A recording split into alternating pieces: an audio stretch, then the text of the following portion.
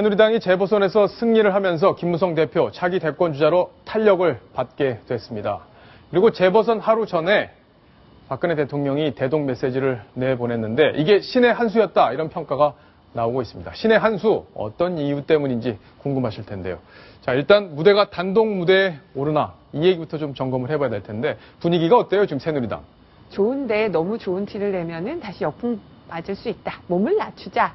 이런 분위기가 강합니다.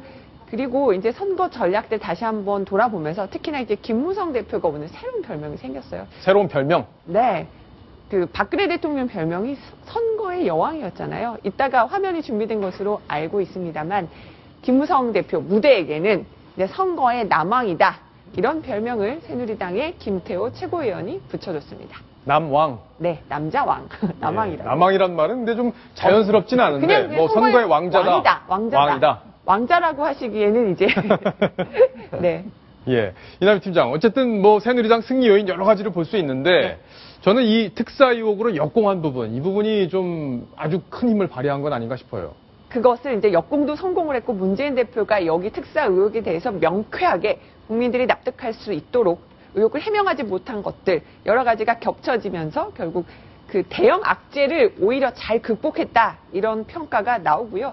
또 여러 가지 분석들이 있습니다.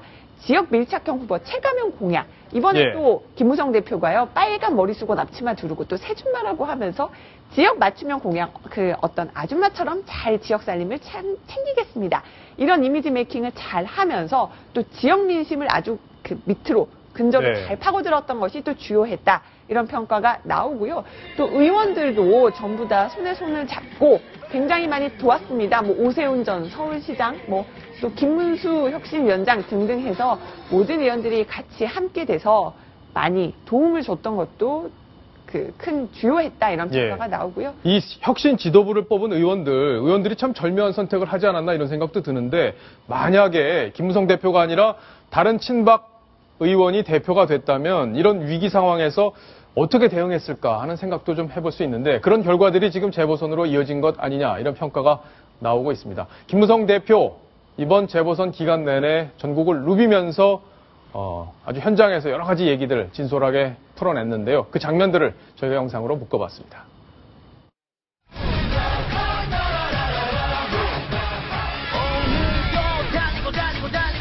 선거 때도 일하고 다니게 하는 거가. 저희에게 힘을 실어주신 여러분께 정말 복의 습교 진심으로 감사드립니다.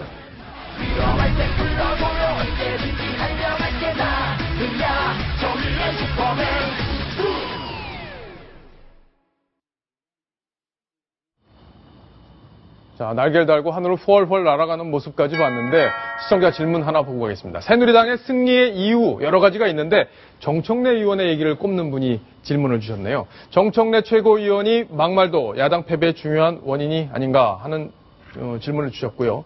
새누리당에서 감사패 안 주냐 이런 얘기까지 주셨는데 정청래 의원에 대해서는 박성훈 논설위원이 뭐 정리를 해주시죠. 사실 예전에 18대 총선인가요? 그때 이제 19대 총선이군요. 김용민 씨가 막말을 퍼내면서 그게 반사 이익을 얻었다 이런 평가도 있었는데 비슷한 얘기 아닌가 싶습니다. 그렇죠. 그 정청래 최고위원이 정말 기회 있을 때마다 잊을만 하면 바로 문재인 대표를 떠받치고 있는 분들이 저런 분들이구나. 라고 해서 어떤 그 새정치연합에 상당히 그 실망을 느끼게 하는 이런 대목들이 많았고 그런 측면에서 보면 새누리당으로서는 굉장히 그 정청래 의원한테 밥 한 번 사고 싶다는 의원들도 적지 않더라고요. 밥 한 번 사고 싶다.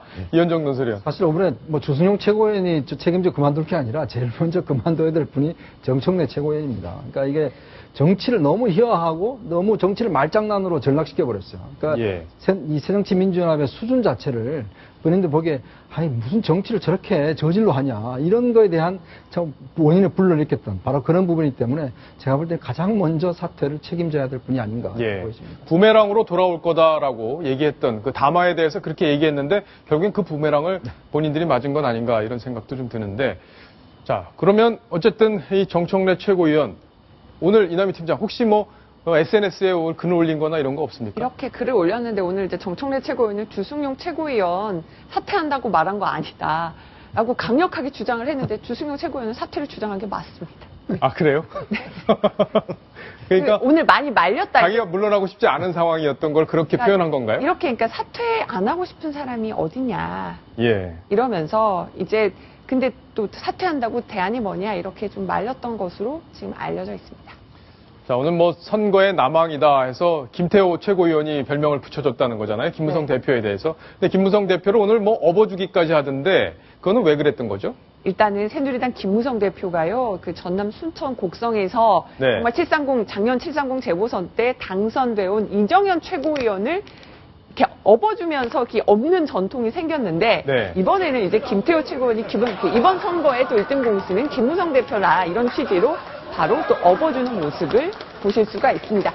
김무성 대표도 좀 굉장히 배가 좋으시잖아요. 네, 그러니까 배가 좀 아무래도 나왔는데 잘 업었습니다. 김태호 최고위원 정도 되니까 또 이렇게 없는 것도 가능하지 않았을까라는 아니, 생각을 해봅니다. 김태호 최고위원이 얼마 전만 해도 바로 면전에서 김무성 대표를 공격해서 네. 그때 사퇴하니 많이 그런 적이 났어요. 그런 적이 있었죠. 바로 얼마 뒤에 저렇게 업어주기까지 하는 그런 예, 상황으로. 원래 일이 잘 풀리면요, 집안이 다 화목하고 일이 잘 안 되면 집안 내부 싸움이 일어나는 법입니다. 이영작 교수님께 질문 하나 드려야 될 텐데, 김무성 대표 얘기를 저희가 지금 하고 있는데, 지금 이제 지지율 조사가 이제 다음 주에 초에 나올 텐데, 조금 상승할 걸로 지금 예상이 되고 있잖아요. 앞으로의 김무성 대표의 입지 어떻게 될 걸로 보십니까? 김무성 대표의 지지율이 이제 이렇게 많이 올라가지 못한 이유는 보수 우파 유권자들한테 확실한 어떤 이미지를 주질 못하고 있기 때문에 그런 거라고. 예. 근데 김무성 대표로서는 지금 박근혜 대통령에게 협조를 해서 대통령이 대통령 임기를 무사히 마칠 수 있도록 도와주면서 이 보수 우파 유권자들에게 각인을 받는 것이 굉장히 중요합니다. 지금부터 이제 유권자들이 이제 쳐다보기 시작할 테니까 예. 박근혜 대통령과 어떻게 협조를 잘 하느냐 그것이 아마 관건이 될 것 같습니다. 네, 박근혜 대통령과의 관계가 사실 청와대 대통령 비서실장이 바뀐 뒤에 조금 달라진 것 같다. 청와대하고 호흡을 잘 맞추고 있다.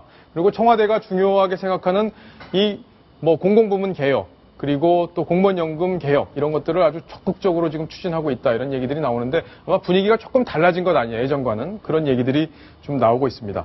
오늘 기자들이 김무성 대표한테 또 다가가서 마이크를 댔습니다. 그러고 오늘 반응을 물어봤는데 직접 한번 이야기를 들어보겠습니다. 네, 대표님은 상당히 안정적인 고지에 올랐다고. 언제는 안정적이 안 넘나? 그건 아닌데. 너는 혼자 그렇게 생각해. 아니, 이대로 그대로 가신다는 그런 변화 없으신 거죠? 아니, 그러니까 선거는 구도의 싸움인데, 우리는 단일 후보를 내는 게 제일 중요한, 그게 상향식 공천. 그러니까 김무성 대표는 상향식 공천 이번에도 잘 됐고 공천 결과에 따라서 여권이 분열이 일어나지 않고 하나로 뭉쳤고 야권은 그 부분에서 실수가 있었던 것 아니냐. 아마 이런 얘기를 하고 싶었던 것 같은데 이남 팀장 네. 어떻습니까? 그 부분은 맞는 지적이고요. 기분이 많이 좋았던 것 같아요. 원래는 안정적이지 않았나 이러면서 본인 또 그 지지율에 대해서도 이렇게 농담처럼 이렇게 답을 하기도 했는데 그냥 저는 근데 김무성 대표 이거는 좀 걱정스럽습니다. 이렇게 상향식 공천 또 단일 후보 내는 거 중요하다 이러면서 계속 어떤 그런 것들 국민들이 선택해서 후보 선택하게 해야 된다 이런 말들 강조했는데 이번 선거 유세 동안 이런 말 했잖아요. 그 오신환 후보가 당선되면 당 후보 경선에서 오신환 후보에게 졌던 김철수 원장도 비례대표 시키겠다. 이런 네. 걸 공약으로 내세웠고 본인이 하겠다고 했거든요. 네. 근데 이거는 또 오픈 프라이머리 정신하고는 위배된 거기 때문에 굉장히 공약을 남발하셨는데 제가 내년 공천에 내년 총선 때 그런 남발한 공약들 다 지키실지 제가 좀 지켜보겠습니다. 네, 저희 상향식 공천이라는 게 사실 굉장히 어려운 거고 여러 가지 그 안에서 충돌이 벌어질 수 있는데 김무성 대표는 저게 아주 강한 정치적 소신을 갖고 있다 이렇게 지금 알려지고 있습니다. 김무성 대표를 오늘 최고위원회에서 많이 환영하는 장면 조금 전에 보셨는데 저희가 그걸 영상으로 다시 한번 재밌게 꾸며봤습니다. 우리 대표님이 이번 우리 후보자의 승리를 위해서 4,800kg를 우리 후보자를 얻고 달렸는데 오늘은 제가 한번 업어드리겠습니다. 오너라 업보노자 사랑 사랑 사랑 내 사랑이야. 김무성 대표님 그리고 당선 고생 많았습니다. 선거에 남한도 있다. 앞으로 그렇게 정치하겠습니다. 이가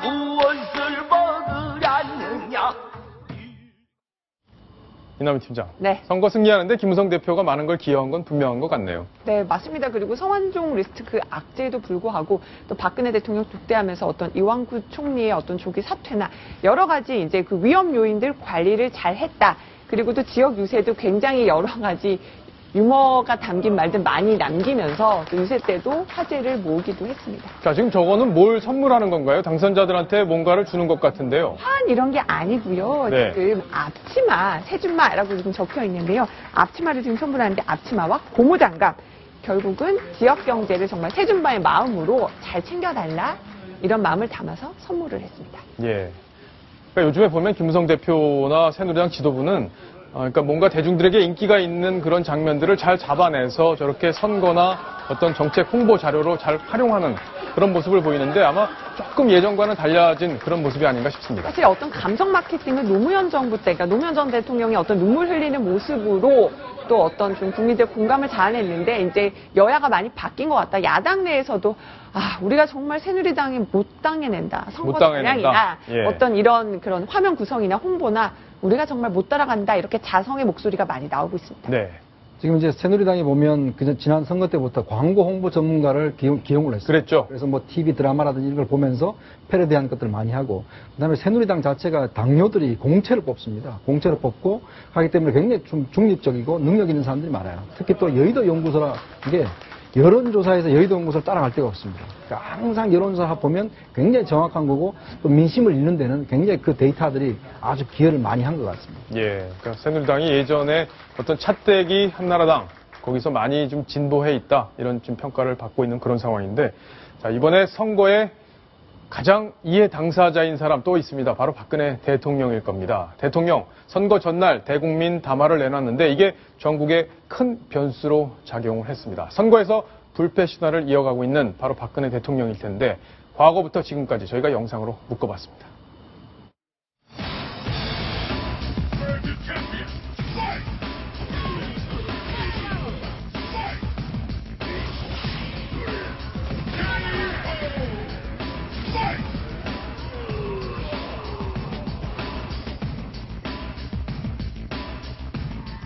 고 성완종 씨에 대한 연이은 사면은 국민도 납득하기 어렵고 있어서는 안 될 일들이 일어나는 계기를 만들어주게 되었습니다.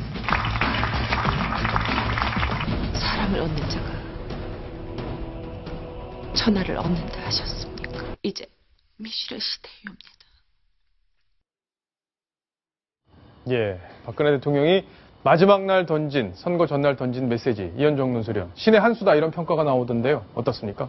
일단 뭐 그 메시지보다는 저는 오히려 대통령이 좀 편찮아 입원하신 병상에 있었던 그것들이 일단 보수파들 지지자들한테 상당히 영향을 미쳤다고 봅니다. 대통령이 저렇게 힘들게 하는데도 불구하고 비리의 몸통이다라고 공격하고 있으니까 대통령에 대한 좀 측은지심이 있을 거고, 그 다음에 이제 대통령이 그 시기마다 어떤 메시지를 던지는 게 선거에 어떤 영향이 미칠지를 잘 아시는 것 같아요. 그거 계산 다 한 건가요? 저는 이제 그동안의 쭉 과정을 보면 항상 보면 그 메시지 던지는 것들이 어떤 효과를 많이 발휘했거든요. 예. 이 상황에서 어떤 메시지를 던져야 될 것인가. 이제 그런 것들 보면 하여튼 선거에는 좀 촉이 있다. 이렇게 보여집니다. 예. 이영작 교수께서도 박근혜 대통령의 이번 특사 관련 발언, 사실 조금 많이 나간 것 아니냐 이런 논란도 있었어요. 그런데 어떻게 보십니까? 박근혜 대통령은 원칙론자고요. 그리고 또 엔지니어 출신이거든요. 엔지니어 출신이 보는 시각이 일반인들이 보는 시각하고 좀 다른 점이 있습니다. 엔지니어는 항상 그 원칙이 예를 들어 자동차가 가는데 그 하나만이라도 고장나면 자동차가 못 굴러가기 때문에 모든 원칙을 지켜야 되는 것과 같이 박근혜 대통령은 그런 마인드를 가지고 계신 분이기 때문에 항상 그런 마인드를 가지고 이 모든 사건을 보기 때문에 저런 얘기가 나오는 게 아닌가. 원인을 먼저 본다는 거. 이 모든 것의 원인이 특별 사면에서 시작됐다는 것을 파악을 하고 그 얘기를 한 거거든요. 그래서 어떤 정치적으로 해석하기보다 박근혜 대통령이 지금까지 자라온 배경이나 교육 배경이나 이런 걸 봤을 때 저런 얘기 나온 건 너무 당연한 얘기다라고 보여집니다. 예, 당연한 얘기다. 네. 박성훈 논설위원. 네. 사실 박근혜 대통령의 지지율이 사실 30%대로 많이 떨어진 게 사실이고요. 성완종 리스트에 대한 책임, 관리 제대로 못한 책임 분명히 있는 부분도 있습니다. 아직까지 확실하게 모든 게 규명되진 않았지만 이런 일이 벌어진 것까지에 대해서도 본인이 여러 가지 유감의 뜻을 밝히기도 했는데 박근혜 대통령 이번 선거에 따른 어떤 향후 어떻게 나갈지 그리고 개혁 동력을 어떻게 쥐고 갈지 그 부분도 좀 궁금합니다. 그 부분은 오늘 그 청와대 그 대변인 아까 코멘트에서도 나왔듯이 어떤 그 앞으로 그 공무원연금 개혁을 비롯한 어떤 공공부문 개혁, 그다음에 4대 구조 개혁과 경제 활성화 이 부분에 대해서 어떤 중단 없는 그 고삐를 조여서 어떤 정면 돌파하겠다. 그리고 어떤 이것을 경제를 회복하고 어떤 정치 개혁의 하나의 전기로 삼겠다. 이런 원칙적인 입장 아래서 특히나 선거 결과도 긍정적으로 나왔기 때문에 이 부분에 대해서 국민이 지지한 걸로 보고 아마 과감하게 그 당을 통해서 국회에서의 입법 통과를 강하게 주문할 것 같습니다. 예, 그렇군요. 자, 지금 뉴스 속보로 천정배 의원이 내년 30석 차지해서 새정치를 뒤집겠다. 그러니까 신당을 만들어서 30석이나 차지해 보겠다. 이런 식의 지금 이야기를 했다는 내용이 지금 속보로 올라오고 있습니다. 자, 과거에 문재인 대표가 한 방송에 출연해서 이 박근혜 대통령에 대해서 언급한 적이 있습니다. 그러니까 대통령 되기 전 이야기인데요. 어떤 이야기인지 직접 한번 들어보시겠습니다. 예, 그분 우선은 정치 쪽에는 아주 이제 내공이 깊으시죠. 그 어떤 신뢰나 일관성, 어쨌든 간에 그 나라를 뭐 이렇게 생각하는 어떤 마음의 어떤 절절함, 뭐 이런 것들은 그분이 갖고 있는 아주 큰 장점이라고 생각합니다. 자, 이영작 교수님께서는 박근혜 지금 대통령 앞으로 나가는데 이번 재보선이 어떤 의미가 있는지 좀 요약을 해주시죠. 결국 이번 재보선으로 이제 다시 힘을 받은 것이 뭔가 하면 박근혜 대통령이 이미 그 해외 순방 가기 전에 김무성 대표하고 만나서 사정 전국 또는 정치 개혁을 약속을 했는데 박근혜 대통령이 정치 개혁 쪽으로 계속 밀고 나가지 않겠는가. 그것이 이번 그 선거를 통해서 탄력을 받게 된 거라고 이렇게 보여집니다. 그래서 사정 전국이 계속되겠고 소위 대통령이 말씀하시는 적폐 척결이라는 것이 계속될 전망으로 보입니다. 예. 자, 지금 또 속보가 계속 들어오고 있는데 문재인 대표가 당 살려내는 게 패배 책임지는 거지 사퇴하는 게 책임지는 건 아니다. 이런 얘기를 했다는 얘기까지 정리를 하겠습니다.